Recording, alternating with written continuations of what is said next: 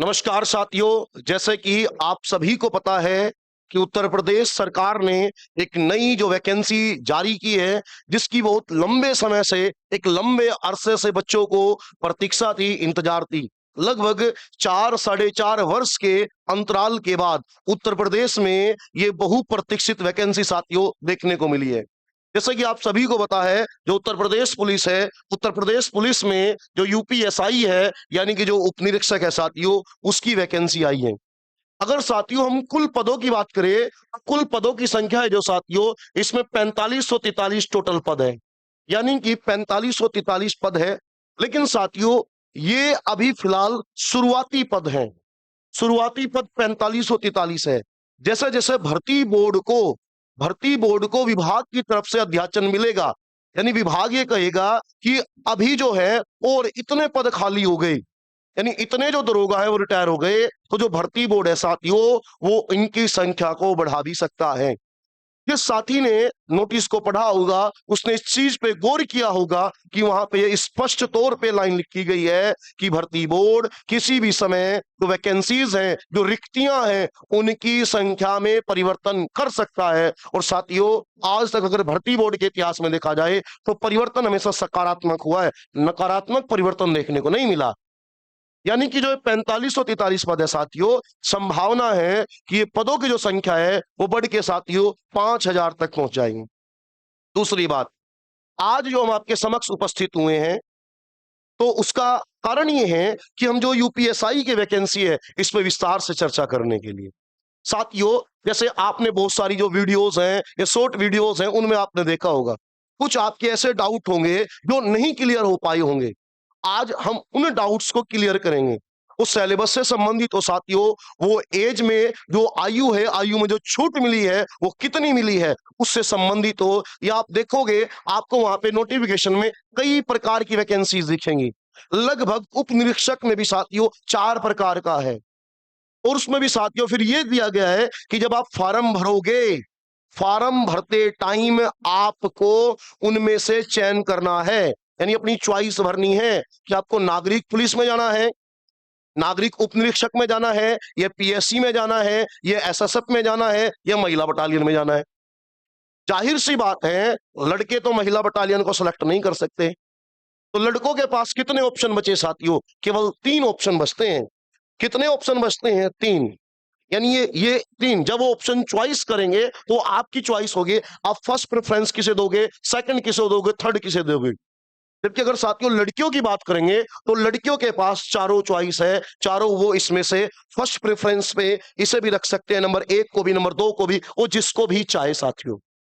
ठीक है साथियों, तो इसके विषय में साथियों विस्तार से चर्चा करने के लिए मेरे साथ हैं, मेरे साथ मेरे सहयोगी हैं प्रभास सर, वो आपको विस्तार से चर्चा करेंगे इसमें।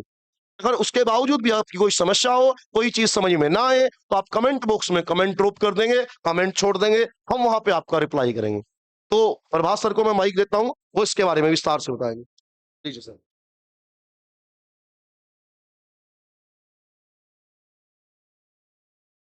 नमस्कार साथियों, कैसे हो आप लोग। उम्मीद करता हूँ आप अच्छे होंगे, स्वस्थ होंगे और कुशल मंगल होंगे और अपनी सरकारी नौकरी की तैयारी में व्यस्त होंगे।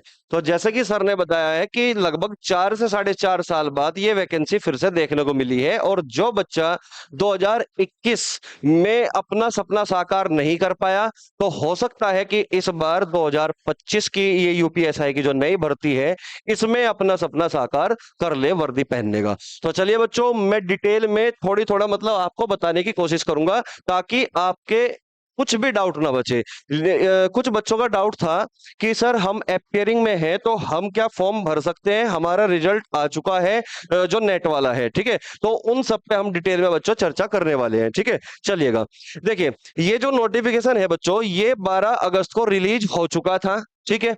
और इसमें टोटल 4 पद है, पहला, दूसरा, तीसरा और चौथा। पहला जो पद है बच्चों, ये हमारा सिविल पुलिस का है, ठीक है बच्चों, सिविल का है, जो थाने की पुलिस होगी। और जो दूसरा पद है बच्चों, ये प्लाटून कमांडर पीएससी, यानी कि ये जो पद है ये पीएससी का है और ये केवल पुरुष के लिए है। और जो उप निरीक्षक सशस्त्र पुलिस है ये आर्म फोर्स के अंतर्गत आता है, यानी कि सब इंस्पेक्टर आर्म फोर्स। ठीक है बच्चों, यानी कि एक तरीके से ये पीएससी के अंतर्गत ही आता है। ठीक है, अब अगर मैं बात करूं प्लाटून कमांडर उप निरीक्षक विशेष सुरक्षा बल, यानी कि एसएसएफ इसको बोलते हैं हम, स्पेशल सिक्योरिटी फोर्स, ये भी केवल और केवल पुरुष के लिए है। ठीक है, अब जो चौथा पद है वो महिला बटालियन हेतु महिला उप निरीक्षक, ये एक नया पद है बच्चों, इस बार ये पहली बार ही आपको देखने को मिला है। आपने देखा होगा लगभग कुछ समय पहले जो मुख्यमंत्री है उत्तर प्रदेश के माननीय आदित्यनाथ योगी जी, तो उन्होंने एक घोषणा की थी कि 3 जिलों में 3 जनपद में महिला बटालियन होगी। एक बटालियन जो है लखनऊ में होगी, एक बटालियन जो है गोरखपुर में होगी और एक बटालियन जो है महिला की वो बदायूं में होगी।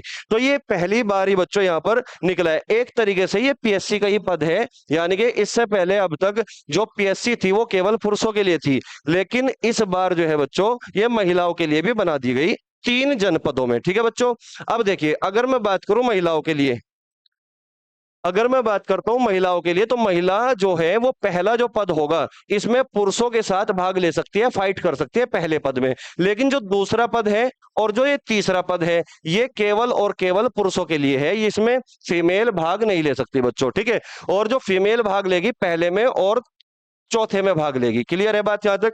अब नेक्स्ट आगे बढ़ते हैं अगली स्लाइड पर। अगर मैं बात करूं इसमें टोटल कितनी वैकेंसी है, अब बात को समझिए बच्चों। पहला जो पद है ये पुरुष और महिलाओं के लिए है, और इसमें जो यूआर होंगे यानी कि जनरल वाले होंगे उनके लिए वैकेंसी है 1705। ठीक है, 1705। अब जनरल में अदर स्टेट के भी बच्चे फाइट कर सकते हैं। ठीक है, अगर मैं बात करूं ईडब्ल्यूएस वालों की, ईडब्ल्यूएस की वैकेंसी है यहाँ पर 422। और अन्य पिछड़ा वर्ग यानी कि ओबीसी की अगर मैं बात करता हूं तो ओबीसी की जो वैकेंसी यहाँ पर देखने को मिली है वो है 1143। अनुसूचित जाति यानी कि एससी और इनके लिए है 890। और जो अनुसूचित जनजाति है एसटी, इनके लिए वैकेंसी है बच्चों 82। तो इस तरीके से टोटल वैकेंसी यहाँ पर 4242 हो जाती है। ठीक है, अब यहाँ पर जो पुरुष और महिला, ये पहले वाले में पुरुष भी भाग लेगी और महिला भी फाइट करेगी। ठीक है बच्चों, अब देखिए दूसरा जो पद है ये हमारा दूसरा पद है ये केवल और केवल पुरुषों के लिए है, ये पीएससी वाला है। ठीक है बच्चों, पीएससी वाला है सशस्त्र पुलिस के लिए यानी कि आर्म फोर्स। अब जो आर्म फोर्स की मैं बात करता हूं, देखिए आर्म फोर्स का काम क्या होता है। आर्म फोर्स का काम होता है कि मान लो कहीं दंगे भड़क गए या फिर जो है कोई प्रदर्शन चल रहा है, दंगे भड़क सकते हैं वहां पे, या फिर किसी वीआईपी की सुरक्षा में इन्हीं को तैनात किया जाता है। जो ये सिविल पुलिस है इनको तैनात नहीं किया जाता, सिविल पुलिस केवल थाने में काम करती है। ठीक है बच्चों, चलिएगा नेक्स्ट बढ़ते आगे। इसमें अनारक्षित के लिए यानी कि जनरल वालों के लिए संख्या है 56 और ईडब्ल्यूएस वालों के लिए है 13 और पिछड़ा वर्ग यानी कि ओबीसी के लिए है यहाँ पर 36 और अनुसूचित जाति यानी कि एससी के लिए है यहाँ पर 28 और एसटी के लिए बच्चों यहाँ पे 2 है, यानी कि टोटल हुई यहाँ पे 135। इससे पहले वाले में टोटल 4242 वैकेंसी यहाँ पे हो चुकी थी। अब टोटल यहाँ पर दूसरे वाले पद में 135 वैकेंसी आपको देखने को मिलेगी। ठीक है, अब इससे आगे बढ़ते हैं। जो तीसरा पद है ये भी पुरुषों के लिए ही आरक्षित किया गया है, पुरुष ही यहाँ पर भाग ले सकते हैं, फाइट कर सकते हैं। ये है बच्चों एसएसएफ, स्पेशल सिक्योरिटी फोर्स, यानी कि कोई सरकारी बिल्डिंग है, जैसे कि आपने देखा होगा कि नोएडा में मेट्रो चली हुई है, तो वहां पर जो काम करते हैं वो एसएसएफ के जवान ही काम करते हैं। ठीक है बच्चों, तो यहाँ पर आप देख पा रहे होंगे कि जनरल के कैटेगरी के लिए जो है वो 25 वैकेंसी है, 25 संख्या है इनकी, है ना। और ईडब्ल्यूएस वालों के लिए है यहाँ पर 6 वैकेंसी और अन्य पिछड़ा वर्ग यानी कि ओबीसी के लिए यहाँ पर दिया हुआ है बच्चों 16 और अनुसूचित जाति यानी कि एससी के लिए 12 है और एसटी के लिए बच्चों 1 है। तो टोटल वैकेंसी यहाँ पर तीसरे वाले पद में बच्चों 60 वैकेंसी यहाँ पर हो जाती है। ठीक है, अब चौथे की अगर मैं बात करता हूं बच्चों, ये चौथा जो पद है ये केवल और केवल महिला ही इसको भर सकती है, वरीयता दे सकती है बच्चों। ये एक तरीके से महिलाओं के लिए पीएससी है, जो पहले पुरुषों के लिए होती थी अब भी होती है। ठीक है, अब ये पहली बार ये वैकेंसी आपको देखने को मिलेगी और ये जो है कहां पर तैनात होगी, कहां इनका वो बनेगा, मैंने नाम दे दिया है गोरखपुर, बदायूं और लखनऊ। ठीक है बच्चों, 3 जनपद में एक एक बटालियन यहाँ पे महिलाओं वाली चलेगी। तो आरक्षित के लिए कितनी सीट है यहाँ पर? अनारक्षित के लिए मतलब जनरल के लिए 47, ईडब्ल्यूएस वालों के लिए है 10 और अन्य पिछड़ा वर्ग यानी कि ओबीसी के लिए बच्चों यहां पर कितनी है 27 और अनुसूचित जाति यानी कि एससी के लिए बच्चों 21 है और एसटी के लिए यहां पर है वैकेंसी 1। केवल एसटी के लिए यहां पर एक वैकेंसी है और टोटल यहां पर हो जाता है 106। तो इस तरीके से बच्चों ये टोटल जो 4 पद है, इन 4 पदों को मिलाकर टोटल जो वैकेंसी बनती है यूपीएसआई में वो बनती है बच्चों 4543। इनको जोड़ने के बाद 4543 ये कुल वैकेंसी है। ठीक है बच्चों, अब नोटिफिकेशन में साफ साफ शब्दों में ये भी बात लिख दी गई है कि आगे भविष्य में इनको बढ़ाया भी जा सकता है, घटाया भी जा सकता है, लेकिन घटेगी नहीं क्योंकि कभी भी नकारात्मक काम नहीं होता, कभी भी नकारात्मक वैकेंसी मतलब कभी घटी नहीं आज तक, है ना।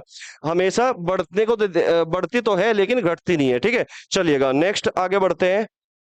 अब देखिए इस बात को इसने साफ साफ शब्दों में लिख भी दिया है कि जो कै वाला है वो महिला और पुरुष दोनों फाइट करेगी, यानी कि पहले पद में महिला और पुरुष दोनों फाइट कर सकते हैं।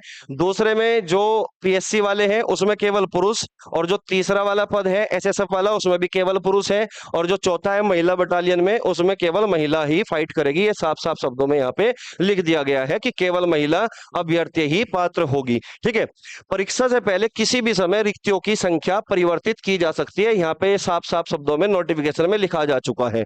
भर्ती किसी भी समय या भर्ती किसी स्तर पर बिना कोई कारण बताए निरस्त की जा सकती है, लेकिन ऐसा कभी नहीं होगा। ठीक है बच्चों, चलिए आगे बढ़ते हैं। अब अगर मैं बात करूं इसके प्रारंभ तिथि और अंतिम तिथि की, देखिए ऑनलाइन आवेदन करने की तिथि 12 अगस्त को ये रिलीज हुई थी वैकेंसी। 12 अगस्त से 11 नवंबर तक, वो सितंबर तक, 11 सितंबर तक जो है यहाँ पर हम फॉर्म फिल कर सकते हैं, यानी कि लगभग पूरा 1 महीना है। ठीक है बच्चों, और शुल्क, आवेदन शुल्क जमा करने की भी 12 अगस्त से 11 सितंबर तक। जमा किए गए शुल्क के समायोजन की तिथि दे रखी है यहाँ पर 12 अगस्त से लेकर 13 सितंबर तक। ठीक है बच्चों, चलिए, और लेकिन इसके लिए एक साफ साफ शब्दों में बोल दिया कि वन टाइम रजिस्ट्रेशन कराना अनिवार्य है। अगर रजिस्ट्रेशन नहीं कराओगे तो फॉर्म फिल नहीं कर पाओगे, तो ये जरूरी है वन टाइम रजिस्ट्रेशन कराना। ठीक है, चलिए आगे बढ़ते हैं। अब यहाँ पे एक बात और लिख रखी है, पहला पॉइंट जो है, अभ्यर्थियों द्वारा आवेदन पत्र में पदों हेतु वरीयता देना अनिवार्य है। कई बार क्या होगा कि बच्चा वरीयता नहीं देता है ना, तो वरीयता नहीं देगा तो पहली बात तो फॉर्म भी फिल नहीं होगा क्योंकि सबमिट नहीं हो पाएगा। ठीक है, तो वरीयता का क्रम जो है देना अनिवार्य हो जाता है। ठीक है बच्चों, एक बार आवेदन पत्र में वरीयता देने के बाद उसमें किसी प्रकार का परिवर्तन अनुमान्य नहीं है। कई बार क्या होगा कि बच्चा शुरुआत में पहला जो वरीयता देगा उसमें मान लो उसने पीएससी डाल दिया, लेकिन किसी के कहने पर अगर उसने कहा कि मुझे तो फिर दोबारा जो है चेंज करना है और सिविल पुलिस डालना है मुझे पहले क्रम पर, तो वो चेंज नहीं हो सकता। इसलिए जब भी आप वरीयता दोगे तो बहुत ध्यान से आपको जो है फॉर्म फिल कराना है, क्योंकि अगर फॉर्म में गलती होगी बच्चों तो वो कैंसिल भी कर दिया जा सकता है। ठीक है बच्चों, तो इसलिए फॉर्म फिल करते समय बहुत सावधानी आपको बरतनी है। ठीक है, प्रत्येक अभ्यर्थी को उपलब्ध विकल्पों के सापेक्ष वरीयता का चयन करना अनिवार्य होगा। तो वरीयता के बारे में 3 पॉइंट यहाँ पर बताए गए हैं नोटिफिकेशन में। ठीक है, अब अगर मैं बात करूं आवेदन शुल्क की, कि आवेदन शुल्क फीस क्या लगेगी फॉर्म फिल करने की। अब यहाँ पे आप देख पा रहे होंगे कि जनरल के लिए, ईडब्ल्यूएस वालों के लिए और अन्य पिछड़ा वर्ग यानी कि ओबीसी के लिए जो फीस होगी बच्चों वो 500 रुपए की होगी। यहाँ पर कोई डिस्काउंट नहीं है, 500 रुपए लगेंगे। ठीक है, और जो अनुसूचित जाति है एससी है, अनुसूचित जनजाति है यानी कि एसटी है, उनके लिए 100 रुपए का डिस्काउंट कर दिया फीस में। यहाँ पर फीस कितनी है बच्चों 400 रुपए। ठीक है, चलिए अब देखिए यहाँ पे क्वेश्चन में साफ साफ शब्दों में एक बात और लिख दिया गया है, अपेयरिंग वाले पात्र नहीं हो सकते। अब इसके लिए मैं आपको बताऊंगा क्योंकि बच्चों का यहाँ पे डाउट है, मेरे पास व्हाट्सएप पे मैसेज किया कई बच्चों ने कि सर हम भी भर सकते हैं कि फॉर्म नहीं, कि हमारा रिजल्ट जो है नेट वाला आ चुका है लेकिन अभी जो मेन रिजल्ट होता है वो नहीं आया, तो अब बताओ हम भर सकते हैं कि नहीं। तो मैं उन्हीं के लिए आपको बताना चाहूंगा, ये जो यहाँ पे नोटिफिकेशन में लिखा हुआ है ये जो स्लाइड है बहुत ज्यादा इंपॉर्टेंट है उन बच्चों के डाउट को क्लियर करने के लिए। ठीक है, अब बात को समझिए बच्चों, आवेदन करते समय अभ्यर्थी को अपेक्षित शैक्षिक अर्हता अवश्य धारित करनी चाहिए, यानी कि डॉक्यूमेंट्स वगैरह जो है वो तो धारित करनी है, मतलब वो तो लगानी ही है तुम्हें। ठीक है, अब यहाँ पे देखिए जो ये बात लिखी हुई है उसकी अंक तालिका, अंक तालिका का मतलब क्या होगा बच्चों, मार्कशीट की मैं बात कर रहा हूं। ठीक है, अंक तालिका यानी कि मार्कशीट। अब यहाँ पे लिखा हुआ है बच्चों अथवा, ये जो अथवा है यहाँ पे इस बात को समझना, अथवा प्रमाण पत्र तत्समय उसके पास उपलब्ध होने चाहिए। मान के चलिए आपने फाइनल ईयर के एग्जाम दिए और फाइनल ईयर के एग्जाम देने के बाद आपका जो रिजल्ट आया वो नेट वाला आपके पास है, यानी कि उसी को हम मार्कशीट बोल रहे हैं, नेट वाली, ठीक है ना, उसकी अंक तालिका, उसको मार्कशीट बोलते हैं। लेकिन यहाँ पे उसने बोल दिया कि अथवा, या प्रमाण पत्र का मतलब डिग्री होगी पूरी आपकी, कि तुमने ग्रेजुएशन कर ली, जो आपकी डिग्री है, या तो आप डिग्री को लगा दो या फिर आप यहाँ पर बच्चों मार्कशीट को लगा सकते हो। क्लियर है बात यहाँ तक? तो यानी कि जिसके पास नेट वाली मार्कशीट भी है फाइनल ईयर की, तो वो भी इस फॉर्म को फिल कर सकते हैं, तो वो बिल्कुल भी ना घबराए। ठीक है बच्चों, चलिएगा, इतनी बात क्लियर हो चुकी। अपेक्षित शैक्षिक अर्हता हेतु परीक्षा में सम्मिलित हुए एपियर्ड अथवा सम्मिलित होने वाले एपियरिंग अभ्यर्थी पात्र नहीं होंगे। ये साफ साफ शब्दों में लिख दिया। मान के चलिए कोई बच्चा है फाइनल ईयर में ही है लेकिन उसका एग्जाम नहीं हुआ, ना उसके पास नेट वाली मार्कशीट है, तो वो बच्चा इस फॉर्म को फिल नहीं कर पाएगा। ठीक है, अगर किसी के पास फाइनल ईयर की नेट वाली मार्कशीट आ चुकी है तो वो फॉर्म फिल कर पाएगा। ये डाउट जो बच्चों का था वो क्लियर हो चुका होगा। ठीक है, चलिएगा, अब अगर मैं बात करूं यहाँ पे एज की, देखिए अब यहाँ पे क्या कह रहा है बच्चों, नागरिक पुलिस पुरुष और महिला, यानी कि दोनों के लिए। इसका मतलब ये पहले वाला पद है, यानी कि सिविल पुलिस की मैं बात कर रहा हूं। ठीक है, बटालियन हेतु तथा महिला बटालियन हेतु उप निरीक्षक नागरिक पुलिस पीसी के पदों हेतु, अब अभ्यर्थी ने दिनांक 1/7/2025 को 1/7/2025 को 21 वर्ष की आयु प्राप्त कर ली हो और 28 वर्ष की आयु प्राप्त न की हो। अभ्यर्थी का जन्म 2/7/1997 से पहले तथा 1/7/2004 के बाद का नहीं होना चाहिए, मतलब इनके बीच में होना चाहिए। इसका मतलब ये हुआ कि 1 जुलाई 2025 को अगर वो 21 वर्ष की आयु प्राप्त कर लियो तो वो फॉर्म फिल कर सकता है, लेकिन 1 जुलाई 2025 को अगर वो 28 वर्ष का हो जाता है तो वो फॉर्म फिल नहीं कर पाएगा। आगे एज में छूट की भी बात करेंगे। ठीक है बच्चों, यानी कि जो एज होगी वो 2 जुलाई 1997 से लेकर 1 जुलाई 2004 के बीच में होनी चाहिए। बात समझ में आई? यानी कि इससे पहले की नहीं होनी चाहिए और इससे बाद की नहीं होनी चाहिए। ठीक है, अब इसके बाद जो हम डिस्काउंट मतलब जो छूट होगी, एज रिलैक्सेशन मिलेगा, उसके तहत हम फॉर्म फिल कर सकते हैं। ठीक है, अब बात को समझिए, जैसे कि यहाँ पे मैं बात करूं कि 1/7/2025 1 जुलाई 2025 को 21 वर्ष की आयु प्राप्त कर लियो, 28 वर्ष से अधिक आयु पूर्ण न की हो, अर्थात अभ्यर्थी का जन्म 1 जुलाई 1997 से 1 जुलाई 2004 के बाद का नहीं होना चाहिए। इस पर हमने बात कर ली। ठीक है बच्चों, तो उच्चतर आयु सीमा उतने वर्ष अधिक होगी जितनी रिक्तियों की अधिसूचना के समय अधिनियम में और लागू सरकारी आदेशों के विनिर्दिष्ट किए जाएंगे। ठीक है, अब ये हमारी यही बात थी कि इनके बीच में हमारी जो है एज होनी चाहिए। ठीक है, चलिए आगे बढ़ते हैं। अब यहाँ पे देखिए बच्चों, श्रेणीवार अधिकतम आयु सीमा तथा आयु सीमा में छूट तालिका। अब यहाँ पर जो एज रिलैक्सेशन दिया हुआ है, अब इसकी बात करते हैं। अब यहाँ पे आप देखोगे जो जनरल वाले कैटेगरी के बच्चे हैं उनको जो छूट मिली, एज रिलैक्सेशन मिला, वो कितना मिला? 3 का। ठीक है, और जो हमारे अनुसूचित जनजाति वाले बच्चे हैं उनको 5 का तो पहले ही था, 3 का और मिल गया, यानी कि टोटल यहाँ पे पूरा 8 का हो गया एक तरीके से अगर मैं कहूँ, क्योंकि 5 का तो उसको पहले ही था। ठीक है, इसी प्रकार अगर मैं बात करता हूं अन्य पिछड़ा वर्ग यानी कि ओबीसी वालों की, तो यहाँ पर 5 का पहले ही था, 3 का और मिल गया उनको। ठीक है, इसी तरीके से यहाँ पर अगर मैं बात करता हूँ राज्य कर्मचारी के अभ्यर्थी की, तो यहाँ 5 + 3 यानी कि 3-3 साल का सबको, जितना पहले उनको ऑलरेडी मिला हुआ था उसमें सबको 3-3 साल का जो है ना एज रिलैक्सेशन यहाँ पे मिल चुका है। ठीक है, चलिए अब अगर मैं बात करता हूँ बच्चों सिलेबस की, कि इसका सिलेबस क्या है यूपीएसआई के सिलेबस की। ठीक है, हम डिटेल में भी चर्चा करेंगे यूपीएसआई के सिलेबस की। अभी बात को समझिए, देखिए सिलेबस अभी कोई भी चेंज नहीं है सिलेबस में। जो सिलेबस हमारा 2021 में था वही सिलेबस बच्चों आज भी है 2025 में भी। ठीक है, तो सामान्य हिंदी पहले भी 40 क्वेश्चन थे, 100 नंबर की हिंदी आती थी, और मूल विधि संविधान सामान्य ज्ञान इसके भी 40 क्वेश्चन 100 नंबर के।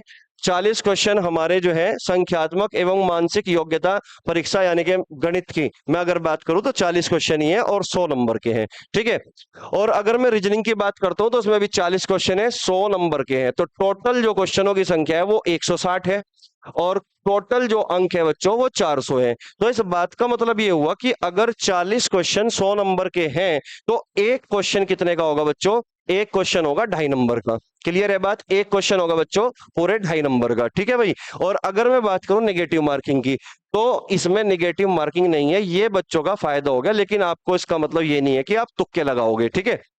चलिए इतनी बात क्लियर हो चुकी होगी आपको, ठीक है। अब आगे बढ़ते हैं।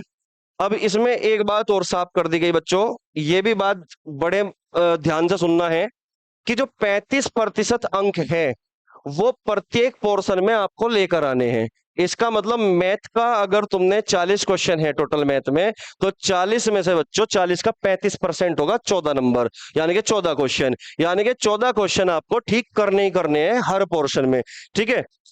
40 क्वेश्चन में से 14 क्वेश्चन आपको ठीक करने हैं, 35% तब होगा इनका, ठीक है। 14 क्वेश्चन सब में से ठीक करने हैं, तभी आप जो है क्वालिफाई कर पाओगे। मान के चलो आपने इसमें पूरे 40 क्वेश्चन ठीक कर दिए, इसमें पूरे 40 क्वेश्चन ठीक कर दिए, इसमें भी पूरे 40 क्वेश्चन ठीक कर दिए, लेकिन रीजनिंग में आपके क्वेश्चन 13 ही रह गए, 13 ही ठीक हुए, बाकी सब गलत हो गए, तो बच्चों आप जो है सिलेक्शन नहीं ले पाओगे। यानी कि प्रत्येक पोर्शन में 35% तो लेकर आना ही है, ये अनिवार्य है। और दूसरी बात बच्चों यहां पर क्या लिख दी गई है कि कुल 50% अंक प्राप्त करने में विफल रहने वाले अभ्यर्थी भर्ती के लिए पात्र नहीं होंगे। 50% अंक प्राप्त करने में विफल, इसका मतलब ये हुआ बच्चों, 50% का मतलब ये हुआ कि टोटल जो पेपर है वो 400 नंबर का है। अगर आप सभी पोर्शनों को मिलाकर 200 नंबर नहीं लेकर आए, तो इसका मतलब तब भी आप यूपी पुलिस में सेलेक्ट नहीं हो सकते, यूपीएसआई नहीं बन सकते, सितारों वाली वर्दी को नहीं पहन सकते। यानी कि 400 में से 200 नंबर भी लाने अनिवार्य है, और प्रत्येक पोर्शन में 14 क्वेश्चन भी ठीक करने अनिवार्य है। तो 35% और 50%, ये बात याद रखना, ठीक है बच्चों। और यहां पे कहा गया है बच्चों कि लिखित परीक्षा होगी, यानी कि ऑफलाइन मोड वाली परीक्षा होगी, ठीक है, ओएमआर वाली होगी, ठीक है। ये सब कुछ यहाँ पे बताया गया है, ठीक है। चलिए नेक्स्ट चलते हैं आगे। टाइम क्या होगा, 2 घंटे का टाइम होगा, यानी कि 120 मिनट का पेपर होगा, ठीक है। प्रश्नों की संख्या टोटल 160 है, ठीक है। लिखित परीक्षा के 4 भाग है, यानी कि 4 भाग हमने पहले ही डिस्कस कर लिए, मैथ, रीजनिंग, जीएस और संविधान वगैरह, ये सब कुछ है, ठीक है। लिखित परीक्षा होगी, ये भी हमने पढ़ लिया, ठीक है, सब कुछ देख लिया। अब यहां पर यह भी बताया गया है कि 3 प्रतियां मिलेगी, यानी कि 3 प्रतियां होगी टोटल। जो ओएमआर सीट होगी, तो ओएमआर सीट में टोटल 3 प्रतियां होगी। एक तो प्रति होगी जो स्कैनिंग के लिए, वे ही आपसे ले लेंगे। दूसरी प्रति होगी बच्चों जो बोर्ड रखेगा, यहां पे लिखा हुआ है कि द्वितीय प्रति बोर्ड के अभिलेख हेतु। और तीसरी प्रति होगी बच्चों जो हमारे बच्चे रखेंगे, यानी कि आप लोग रखोगे। तीसरी प्रति को आप अपने घर लेके जा सकते हो, ठीक है। अगर आप पहली प्रति को वहां पर जमा नहीं कराओगे, तो भाई आप खुद, आपका जो पेपर है वो खुद स्वतः निरस्त समझा जाएगा, ये साफ शब्दों में लिख दिया गया है, ठीक है। अब बात को समझिए, कुछ बच्चों का ये भी कहना था कि सर यूपी पुलिस एसआई का पेपर है, तो क्या सारा का सारा पेपर हिंदी में ही होगा? तो बच्चों ऐसा भी जरूरी नहीं है। केवल और केवल हिंदी के सब्जेक्ट को छोड़कर, केवल और केवल हिंदी के सब्जेक्ट को छोड़कर मैथ हो, रीजनिंग हो या जीके जीएस वाला पोर्शन हो, तो वो दोनों के दोनों आपको हिंदी में भी मिलेंगे क्वेश्चन, और वो आपको जो है इंग्लिश में भी देखने को मिलेंगे। क्लियर है बात यहां तक? तो हिंदी में भी मिलेगा और इंग्लिश में भी मिलेगा, बाइलिंगुअल होगा, मतलब कहने का मतलब ये हुआ, ठीक है। केवल हिंदी वाले सब्जेक्ट को छोड़कर, ये साफ साफ शब्दों में यहाँ पे लिखा गया है, ठीक है बच्चों। चलिए अब आगे बढ़ते हैं। अब हम बात करते हैं शारीरिक मानक परीक्षण की, कि महिलाओं के लिए क्या व्यवस्था की गई है शारीरिक मानक परीक्षण में, और पुरुषों के लिए क्या व्यवस्था की गई है। तो बात को समझिए, पहला पॉइंट है यहाँ पे, पुरुष अभ्यर्थियों के लिए न्यूनतम शारीरिक मानक निम्नवत है। अगर मैं बात करूं पुरुषों की हाइट के लिए, तो आप देख पा रहे होंगे बच्चों, यहां सामान्य वर्ग है यानी कि जनरल कैटेगरी के, और अन्य पिछड़े वर्ग यानी कि ओबीसी कैटेगरी के, और साथ में बच्चों अनुसूचित जाति यानी कि एससी वाले हैं, ठीक है ना। के पुरुष अभ्यर्थियों के लिए न्यूनतम ऊंचाई 168 सेंटीमीटर होनी चाहिए, यानी कि अगर 167 भी होगी तो एलिजिबल नहीं हो पाओगे प्यारे दोस्तों, ठीक है ना। तो जनरल वालों के लिए है, ओबीसी वालों के लिए है, और एससी वालों के लिए 168 सेंटीमीटर।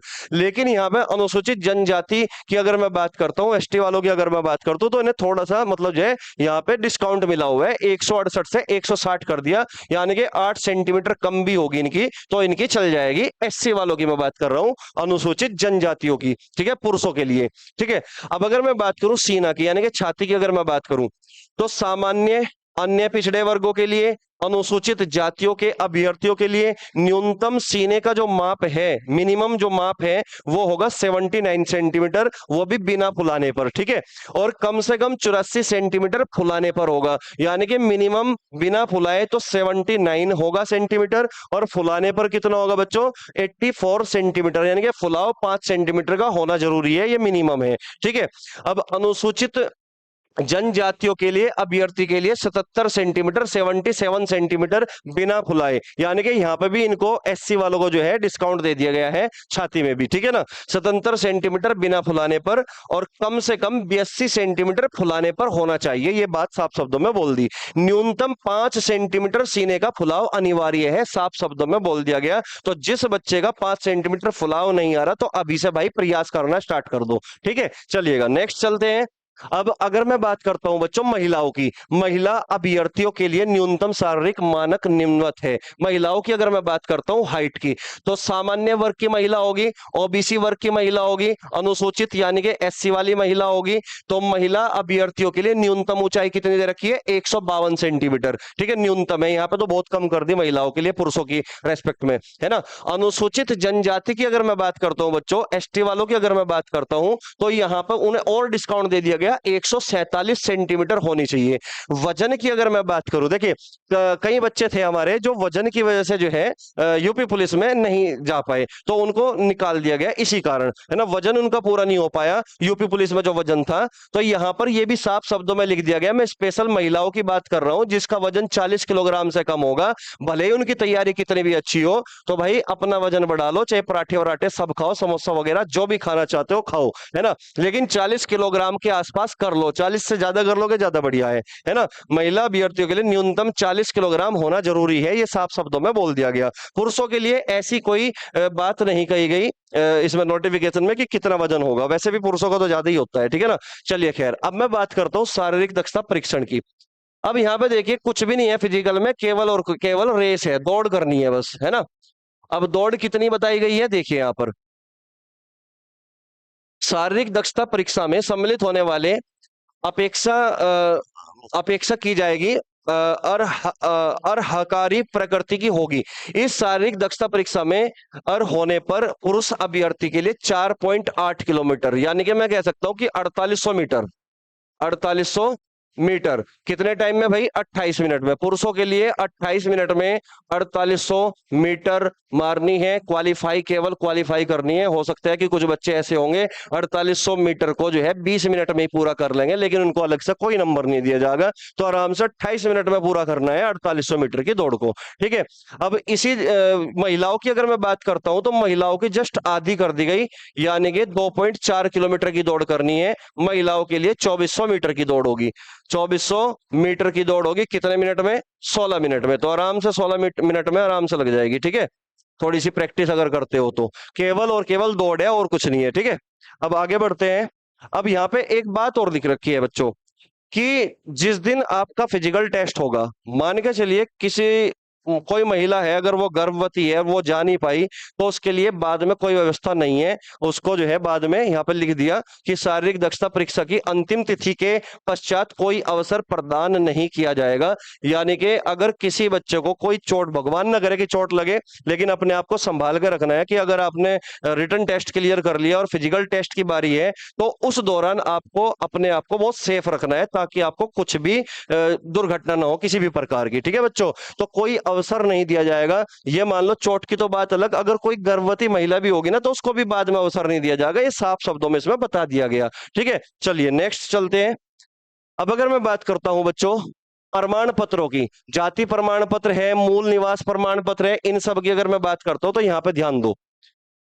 अगर मैं बात करूं सबसे पहले अनुसूचित जाति की, यानी कि एससी वालों की, तो उनका जो प्रमाण पत्र होगा वो 11 सितंबर 2025 तक का बना होना चाहिए। इससे पहले चाहे कितना भी पुराना हो, लेकिन 11 सितंबर 2025 तक अपना जो है इसमें बना के डाल सकते हो। ठीक है बच्चों, इससे पहले कुछ भी हो सकता है कि मान लो 2 साल पुराना है, 3 साल पुराना है, क्योंकि यहाँ पे किस तिथि से ऐसे कुछ भी यहाँ पर नहीं बताया गया। ठीक है, इसी प्रकार अनुसूचित जनजाति की अगर मैं बात करता हूँ, एसटी वालों की, तो यहाँ पर भी किस तिथि से कुछ नहीं बताया गया, यानी कि कितना भी पुराना हो, 11/9/2025 तक जो है आपको यहाँ पर बनवा सकते हो। 11/9 तक भी बनेगा तो वो भी चलेगा, मतलब कुल मिलाकर बात ये है। ठीक है, अब आगे बढ़ते हैं। अगर अन्य पिछड़ा वर्ग यानी कि ओबीसी वालों की मैं बात करता हूं, तो ओबीसी कैटेगरी के लिए यहां पर किस स्थिति से बता दिया गया है, किसी का प्रमाण पत्र अगर 1 अप्रैल 2025 से पुराना है तो वो नहीं चलेगा बच्चों। 1 अप्रैल 2025 से लेकर 11/9/2025, 11 सितंबर 2025 के बीच में कोई भी दिन होगा, कोई भी डेट होगी, वो यहां पर चलेगा, इससे पुराना नहीं चलेगा। यानी कि आपको ओबीसी वालों को नया प्रमाण पत्र यहां पे बनवाना पड़ेगा। ठीक है बच्चों, अब अगर मैं बात करता हूं यहाँ पे ईडब्ल्यूएस वालों की, तो ईडब्ल्यूएस वालों के लिए भी साफ शब्दों में बोल दिया गया कि 1 अप्रैल 2025 से लेकर 11 सितंबर 2025 तक के बीच में कोई भी डेट का हो वो चलेगा, लेकिन 1 अप्रैल 2025 से पहले का अगर आपका बना हुआ है तो वो नहीं चलेगा। ठीक है, चलिए आगे बढ़ते हैं। अगर मैं बात करता हूं राज्य कर्मचारी के लिए अनुमन्य प्रमाण पत्र, तो उसके लिए बच्चों कितना भी पुराना हो वो चलेगा, लेकिन 11/9/2025 तक का होना चाहिए। ठीक है, स्वतंत्रता संग्राम सेनानी की अगर मैं बात करता हूं तो उसके लिए भी 11/9/2025 तक का होना चाहिए, चाहे कितना भी पुराना हो चलेगा वो। ठीक है, मूल निवास प्रमाण पत्र भी यहाँ पे क्या होगा, 11/9/2025 तक का होना चाहिए, वो चलेगा। ठीक है, सबके लिए। अब आगे बढ़ते हैं। ऑनलाइन आवेदन प्रक्रिया, ये आपको पहले से ही पता है, ये बता दिया गया था कि सबसे पहले ओटीआर कराना है, वन टाइम रजिस्ट्रेशन कराना है, तभी आप अपने फॉर्म को फिल करोगे। ठीक है बच्चों, चलिए इसकी बात हमने कर ली है। अब ये पॉइंट इंपॉर्टेंट है भाई, ये पॉइंट इंपॉर्टेंट है फोटोग्राफ वाला। अब देखिए फोटोग्राफ में क्या होगा कि कई बार जो है ना बच्चे पहले से ही फोटो जो है पासपोर्ट साइज के खिंचवा के रखते हैं, और वो फोटो बिल्कुल नहीं चलेगा। साफ शब्दों में ये बात लिख दी गई है कि आवेदन पत्र में अभ्यर्थियों की रियल टाइम यानी कि लाइव फोटोग्राफ ली जाएगी। रियल टाइम फोटोग्राफ की शर्तें क्या दे रखी है, पहला पॉइंट है रियल टाइम फोटोग्राफ हेतु वेब कैमरा हो या अन्य कोई उपकरण हो, चाहे आपका मोबाइल फोन भी हो। ठीक है, जो आवेदन पत्र भरने के दौरान रियल टाइम फोटोग्राफ ले सके। इस बात का मतलब है जिस दिन आप अपना फॉर्म फिल करोगे तो उसी टाइम आपको एक लाइव फोटोग्राफ खिंचवाना है, क्लिक कराना है, वो ही वहां पर डलेगा। ठीक है, अब इसने कहा कि रियल टाइम फोटोग्राफ अपलोड के दौरान यदि अभ्यर्थी टोपी पहनकर फोटोग्राफ अपलोड करेगा तो स्वीकार नहीं किया जाएगा। भले ही आप कितने भी फैंसी हो, तो उस टाइम भाई अपनी टोपी उतार के रख देना, तब जाके अपना फोटो जो है खिंचवा के तब अपलोड करना। ठीक है, यानी कि टोपी वाला फोटो बिल्कुल नहीं चलेगा। तीसरा पॉइंट की अगर मैं बात करूं, रियल टाइम फोटोग्राफ के दौरान अभ्यर्थी का चेहरा अन्य किसी भी चीज से ढका हुआ नहीं होना चाहिए, अर्थात कोई मास्क नहीं होना चाहिए। बड़े बड़े बाल रखते हैं बच्चे तो बालों से ढका नहीं होना चाहिए, कोई कपड़ा छाया आभूषण कुछ नहीं होना चाहिए, मतलब बिल्कुल साफ सुथरा फेस दिखना चाहिए। डी पॉइंट देखिए, ऐसे अभ्यर्थी जिनके द्वारा आंखों पर चश्मा धारण किया जाता है, उन अभ्यर्थियों को फोटोग्राफ लेते समय इस बात का विशेष ध्यान रखना चाहिए कि रियल टाइम फोटोग्राफ पर चश्मा के ऊपर कोई प्रतिबिंब या कोई रोशनी या कोई लाइट न पड़े। ठीक है, क्योंकि अगर कोई रोशनी पड़ेगी तो इसका मतलब है चश्मे के अंदर जो आंखें होगी वो स्पष्ट नहीं दिखाई देगी, और इनका कहना है कि आंखें स्पष्ट होनी चाहिए। ठीक है बच्चों, तो यहां पर कह रहा है कि अर्थात अभ्यर्थी की आंखें स्पष्ट रूप से दिखाई देनी चाहिए। रियल टाइम फोटोग्राफ ब्लर हो या धुंधली हो तो बिल्कुल नहीं चलेगी वो। रियल टाइम फोटोग्राफ पर अत्यधिक चमक नहीं होनी चाहिए। पता चला तुमने फोटो क्लिक करवा लिया और फिर उसको एडिट करने में लग गए, तो भाई चमक के चक्कर में अपना फॉर्म जो है ना निरस्त मत करा देना। तो जैसा फोटो आया, जितना सुंदर फोटो आया उसी को अपलोड करना है। ठीक है, जो भी रियल होगा आपका। ठीक है, चलिएगा आगे बढ़ते हैं भाई। जी पॉइंट को देखिए, रियल टाइम फोटोग्राफ अपलोड करते समय अभ्यर्थी किसी भी प्रकार की वर्दी को धारित नहीं करेंगे। धारित वर्दी की दशा में आवेदन पत्र स्वीकार नहीं किया जाएगा। मैं उन भाइयों के लिए बात कर रहा हूं, मान के चलो वो कुछ बच्चे ऐसे होंगे जो पहले से यूपी पुलिस कांस्टेबल में होंगे, अब यूपी पुलिस कांस्टेबल में ऑलरेडी सेलेक्ट है, अब वे यूपीएसआई की अगर फॉर्म फिल करेंगे तो वर्दी में अपना फोटो क्लिक नहीं कराना और वर्दी में अपने पेपर को देने के लिए भी नहीं जाना एग्जामिनेशन हॉल में। अगर आप वर्दी में जाओगे तो बच्चों आपको बिल्कुल भी बैठने नहीं दिया जाएगा, वहां से बाहर निकाल दिया जाएगा। तो वर्दी का बिल्कुल भी यूज नहीं करना, ना फोटो कराते समय और न ही साथ साथ में जब एग्जाम दोगे वहां पर भी वर्दी पहनकर नहीं जाना, ठीक है। यहाँ पर साफ शब्दों में ये बात लिखी गई है, ठीक है।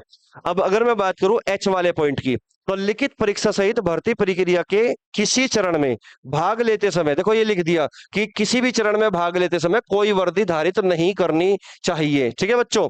चलिए, यदि अभ्यर्थी की रियल टाइम फोटोग्राफ का आधार फोटोग्राफ से मैच नहीं होता, चलिए ये तो पढ़ लेना तुम, सिंपल है, तो कुछ नहीं इतना खास दे रखा उसने, ठीक है।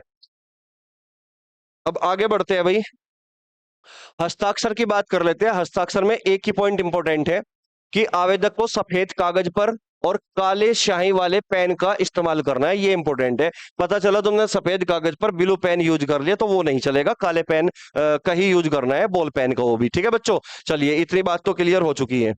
अब आगे बढ़ते हैं, पदों की वरीयता क्रम। देखो वरीयता क्रम देना बहुत जरूरी है ना। पुरुष अभ्यर्थी हेतु वरीयता क्रम, मान के चलिए एक बच्चे ने पहले भर लिया यूपी सिविल पुलिस वाला, ठीक है। उसके बाद प्लाटून कमांडर पीएससी, उसके बाद प्लाटून कमांडर विशेष सुरक्षा बल यानी कि एसएसएफ वाला भर दिया। फिर उसका मन करा कि यार मुझे तो ना आगे पढ़ना है, आगे तैयारी करनी है, ठीक है, तो मैं चेंज कर लेता हूं। तो भाई चेंज नहीं होगा, तो एक बार में ही वरीयता क्रम को ध्यान से ढंग से पढ़ना, ठीक है। तो मैं अगर बात करूं वरीयता क्रम की, तो वरीयता क्रम वैसे तो अपनी अपनी चॉइस होती है, तो जिस चीज में लिखा हुआ है, जिस तरीके से लिखा हुआ है, जिस क्रम में, ऐसे ही भर देना। ये सिविल वाली होगी, ठीक है ना। उसके बाद बच्चों ये पीएससी होगी, उसके बाद बच्चों ये एसएसएफ वाली होगी। अब कुछ बच्चों का कहना है कि हमें फ्री रहना है, तो भाई पीएससी के बाद पीएससी ना भर के पहले एसएसएफ भर देना, या फिर पीएससी सबसे लास्ट में कर देना। लेकिन कोई भी बच्चा हो, मोस्टली वो सिविल पुलिस ही भरता है सबसे पहले नंबर पर, ठीक है। बाकी आपकी अपनी खुद की चॉइस होगी, ठीक है। महिला अभ्यर्थियों के लिए दो ही वरीयता क्रम है, या तो सिविल वाली या फिर जो है पीएससी वाली। तो अगर आगे पढ़ना चाहती हो तो इसका मतलब पीएससी को पहले भर लेना और थाने वाली पुलिस को बाद में भर लेना, जैसे भी तुम्हें उचित लगे, ठीक है। यहाँ पे वरीयता क्रम भरना जरूरी है, ये बात है। अब देखो ये नोट करके उसने साफ साफ शब्दों में नोटिफिकेशन में लिख दिया कि प्रत्येक अभ्यर्थी को उपलब्ध विकल्पों के सापेक्ष वरीयता का क्रम चयन करना अनिवार्य होगा। क्लियर है बात, ये करना ही करना है बच्चों, ठीक है।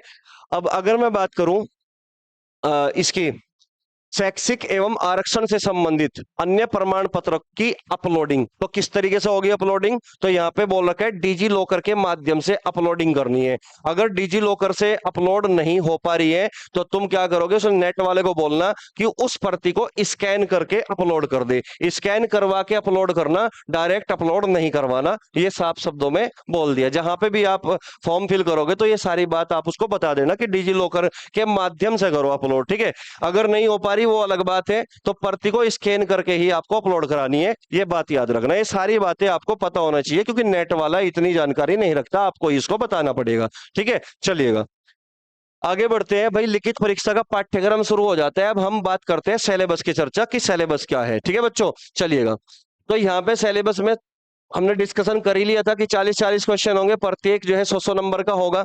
अब सिलेबस क्या होगा, अगर मैं बात करूं बच्चों सामान्य हिंदी की, तो हिंदी की अगर मैं चर्चा करता हूं तो हिंदी संपूर्ण हिंदी है, जो पहले आई थी वही सेम है, कुछ भी चेंज नहीं है हिंदी में, ठीक है। हिंदी और अन्य भारतीय भाषाएं, वो ये हिंदी भाषा का विकास हो गया, भारतीय भाषाएं पढ़ते हैं हम यहाँ पे, भारतीय भाषाएं पढ़ते हैं। हिंदी व्याकरण, कंप्लीट हिंदी व्याकरण होगी, ठीक है। हिंदी वर्णमाला होगी, तत्सम तद्भव होगी, पर्यायवाची विलोम शब्द, अनेकार्थक वाक्यांशों के लिए स्थान पर एक शब्द, ये सब कुछ वही है। वोकेबलरी, व्याकरण, साथ में अपठित बोध, प्रसिद्ध कवि, लेखक, ये सब कुछ दे रखा है, ठीक है। आप देख लेना, स्क्रीनशॉट लेना चाहो स्क्रीनशॉट ले लेना, ठीक है। चलिएगा, अब ये है बच्चों मूल विधि संविधान, इसके बारे में आपको सन्नी यादव जी बताओगे अभी थोड़ी देर में। मैं पहले मैथ की चर्चा कर लेता हूं एक बार। अब यहाँ पे मैथ पाइए सबसे पहले, देखिए बच्चों, भाई मैथ के कहने को तो 40 क्वेश्चन है, मैथ के कहने को तो बच्चों 40 क्वेश्चन है, ठीक है। लेकिन आप देख पा रहे होंगे कि इतना तो यहां तक मैथ ही मैथ है ना, ये सारा का सारा क्या है, मैथ है, ठीक है। लेकिन इसी मैथ में बच्चों यहाँ पर रीजनिंग भी डाल रखी है, इसी मैथ में बच्चों यहाँ पर रीजनिंग भी डाली हुई है। क्लियर है बात यहाँ तक। अब बात को समझना, मैं कहना क्या चाहता हूँ, आपने अगर 2021 का पेपर दिया था, या आप PYQ आप देखोगे 2021 के पेपर आप चेक करोगे तो आपको देखने को मिलेगा कि मैथ में रीजनिंग भी लगा रखी है। तो इसका मतलब 40 क्वेश्चन में से लगभग 32 क्वेश्चन के आसपास आपको मैथ के क्वेश्चन दिखाई देंगे और 8 क्वेश्चन मैथ में भी आपको रीजनिंग दिखाई देगी, या 30 भी हो सकते हैं मैथ के क्वेश्चन, बाकी 10 क्वेश्चन रीजनिंग दिखाई देगी। यानी कि रीजनिंग का अपना खुद का वेटेज 40 नंबर का तो है ही, 40 क्वेश्चन तो है ही, साथ में जो 10 क्वेश्चन 8 क्वेश्चन आपको मैथ में दिखाई देंगे। तो इसका मतलब लगभग ये मान के चलना रीजनिंग का जो वेटेज होगा वो 40 से ज्यादा ही होगा, 48 या 50 के आसपास जाएगा। ठीक है, मैथ 30 क्वेश्चन या 32 क्वेश्चन, वो 2021 की मैं बात कर रहा हूं। लेकिन अगर 2025 की मैं बात करता हूं बच्चों, तो हो सकता है कि 40 के 40 क्वेश्चन मैथ के दे दे, है ना, कुछ ये तो पता ही नहीं ना अभी तक। ठीक है, क्या पता कैसा पेपर बन गया है भाई, रीजनिंग का रीजनिंग के पोर्शन में ही दे और मैथ का मैथ के पोर्शन में दे, तो 40 के 40 क्वेश्चन मैथ के हो सकते हैं। ठीक है, ये था मैथ का।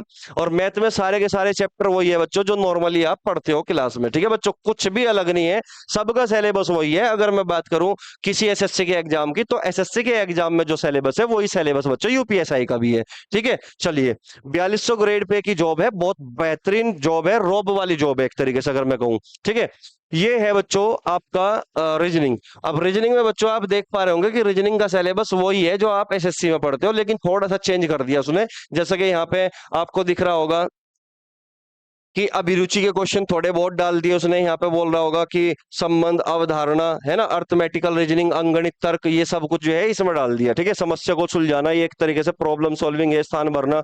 ठीक है, तो भाई अपना वही सिलेबस है सारा जो हम नॉर्मली बैच में पढ़ते हैं, कुछ भी अलग नहीं है, बस लेवल थोड़ा ऊपर नीचे होता है और कुछ भी अलग नहीं है। ठीक है बच्चों, चलिए बाकी सन्नी सर बताओगे आपको अभी जो ये इसका पोर्शन है आपका मूल विधि का, संविधान का। ठीक है, ये आपका मूल विधि का पोर्शन है, ये संविधान का पोर्शन है, और बाकी ये सारी की सारी जीएस है। ठीक है बच्चों, अब जीएस में कितना वेटेज आपका मूल विधि का रहने वाला है, आ जाओ सर। मूल विधि का रहने वाला है, संविधान का कितना है, सब कुछ सर बताएंगे। ठीक है, चलिएगा।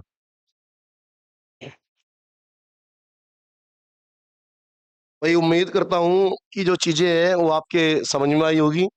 सर ने बहुत ही विस्तार से जो है चर्चा की है। ठीक है, तो चलिए जो अंतिम है पड़ाव मेरे हाथ में है। तो देखिए साथियों, जैसे कि अगर हम बच्चों इसमें 3 पोर्शन हो गए। एक हमारा एक मूल विधि हो गया, संविधान हो गया और सामान्य ज्ञान हो गया। ठीक है, तो जैसा आप सभी को पता है कि जो इसका ऑल ओवर वेटेज है वो लगभग 40 क्वेश्चन के आसपास ये चीजें आती हैं।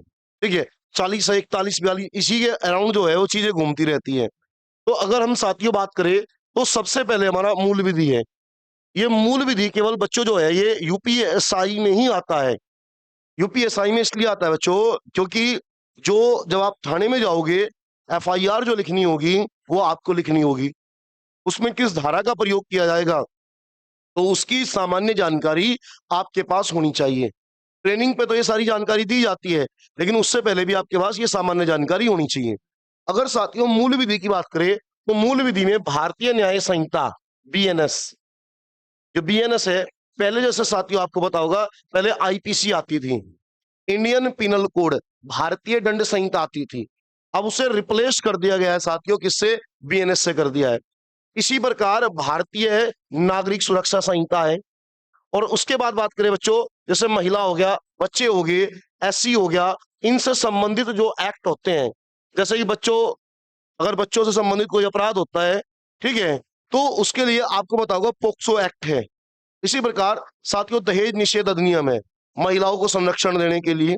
तो इस प्रकार की ये कानून आते हैं साथियों। इसमें आईटी एक्ट भी है, साइबर अपराध का भी है, जो आपकी पीआईएल होती है, ठीक है, जनहित याचिका है। तो इस प्रकार भूमि सुधार है, भूमि अधिग्रहण है, भू राजस्व संबंधित है, इनका एक सामान्य ज्ञान होना चाहिए आपका। उसके बाद साथियों जो दूसरा पोर्शन है हमारा वो भारतीय संविधान का है। अगर साथियों में बात करूं कि आपको ज्यादा जोर, ज्यादा फोकस किस पे रखना चाहिए, तो साथियों रखना चाहिए संविधान पे। लगभग साथियों 40 क्वेश्चन में से लगभग 15 से 16 क्वेश्चन वो लगभग भारतीय संविधान के पूछे जाते हैं। तो आपको मूल विधि तो पढ़नी है, लेकिन जीएस तो पूरी पढ़नी है आपको। ये नहीं कि छोड़ना है कुछ कि जी हम छोड़ देंगे, लेकिन जो ज्यादा आपको फोकस रखना है बच्चों, वो भारतीय संविधान पे रखना है। ठीक है, तो ये लगभग ये मान के चलो आप 15 से 16 नंबर का आएगा भारतीय संविधान। इसकी हम बात करेंगे तो जैसे संविधान का उद्देश्य हो गया, हमारे फंडामेंटल राइट हो गए, डीपीएसपी हो गए, फंडामेंटल ड्यूटीज है, पार्लियामेंट्री सिस्टम है साथियों, ठीक है। इसी के साथ साथियों जो हमारा इलेक्शन कमीशन है, ठीक है, हमारी जो अनुसूची है, शेड्यूल्स है, ऑल इंडिया सर्विसेज है साथियों, उन सभी के बारे में साथियों जब हम पढ़ाएंगे इसके बारे में तो सारे के विषय में विस्तार से चर्चा करेंगे, ठीक है। और उसके बाद बचे हुए में साथियों पूरा का पूरा आपकी जो जीएस है, अगर हम बात करेंगे तो इसमें क्या है, इतिहास भी है हमारा, सामान्य विज्ञान है, सामान्य विज्ञान यानी कि जनरल साइंस, यानी कि साइंस के विषय में बच्चों आपको केवल बेसिक नॉलेज होनी चाहिए, यानी जो फिजिक्स है, केमिस्ट्री है, बायोलॉजी है, उसके विषय में आपकी एक बेसिक समझ होनी चाहिए, ठीक है। इसी के साथ बात करें तो हमारा भारत का जो इतिहास है, भारत का स्वतंत्रता संग्राम, स्वतंत्रता संग्राम का मतलब है जो हमारी मॉडर्न हिस्ट्री है साथियों, उस मॉडर्न हिस्ट्री से संबंधित क्वेश्चन है। इसी के साथ अगर हम बात करेंगे कला और संस्कृति से है, हमारी अर्थव्यवस्था से है, ये संस्कृति होगी, भारतीय कृषि होगी, वाणिज्य एवं व्यापार हो गया, जो हमारी जनसंख्या है साथियों उससे भी क्वेश्चन है। बात करेंगे तो इंडियन ज्योग्राफी भी है साथियों, वर्ल्ड ज्योग्राफी भी है, ठीक है। और इसी के साथ बात करें साथियों तो हमारी जो उत्तर प्रदेश की जो जीके है, उत्तर प्रदेश से जुड़ी जो सामान्य जानकारी है वो भी है। और इसी के साथ बात करेंगे तो हमारी इसमें शामिल बच्चों स्टैटिक जीके भी है। यानी जीएस में बात करें साथियों, पहले नंबर पे आप रखोगे संविधान, उसके बाद आप पढ़ोगे मूल विधि, और उसके बाद तीसरे नंबर पे जो भी हमारे जीएस के अदर सब्जेक्ट हैं उसमें हिस्ट्री है, हमारी ज्योग्राफी है, इंडियन ज्योग्राफी है, वर्ल्ड ज्योग्राफी है, मैपिंग है, अर्थव्यवस्था है, बेसिक साइंस है और स्टैटिक जीके, और साथ में करंट अफेयर भी, ठीक है साथियों। तो उम्मीद करता हूं कि चीजें जो है आपके समझ में आई होगी। तो साथियों हम जल्द ही जो है ऑफलाइन एक बैच भी शुरू करने जा रहे हैं यूपीएसआई का, जल्द ही जो उसकी सूचना है वो डाल दी जाएगी आपको यूट्यूब पे, कब से बैच शुरू होगा, उसकी क्या प्रक्रिया होगी, क्या फीस होगी, वो सारी जानकारी आपकी यूट्यूब पे ही डाल दी जाएगी। अगर आप उस बैच को ज्वाइन करना चाहोगे तो आप उस वीडियो को देखना और उसमें सारी जानकारी मिलेगी, ठीक है साथियों। तो उम्मीद करता हूं आपकी चीजें समझ में आई होगी, कोई समस्या होगी, कोई डाउट होगी तो आप कमेंट बॉक्स में कमेंट ड्रॉप कर सकते हैं, कमेंट छोड़ सकते हैं, हम उसका जवाब देंगे, ठीक है साथियों। तो जय हिंद, मिलते हैं फिर।